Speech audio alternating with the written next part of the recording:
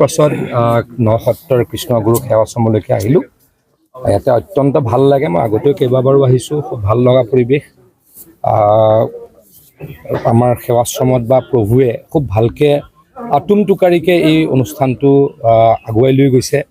এই অনুষ্ঠানটোৰ আটাইতকৈ গুৰুত্বপূৰ্ণ কথাটো হৈছে যে এখন ইউনিভাৰ্চিটি খুব ভালদৰে পৰিচালিত কৰিছে, য'ত নেকি ৩,৫০০তকৈ বেছি শিক্ষাৰ্থীয়ে শিক্ষা গ্ৰহণ অসমৰ বিভিন্ন জেগাৰ পৰা আহি কৰি আছে আৰু যথেষ্ট ভকত বৈষ্ণৱ এই সেৱাশ্ৰমৰ লগত জড়িত। গতিকে আমাৰো যথেষ্ট শ্ৰদ্ধা গুৰুৰ প্ৰতি আছে, আগতেও আছিলে, ভৱিষ্যতেও থাকিব। গতিকে আহি অত্যন্ত সুখী হৈছোঁ।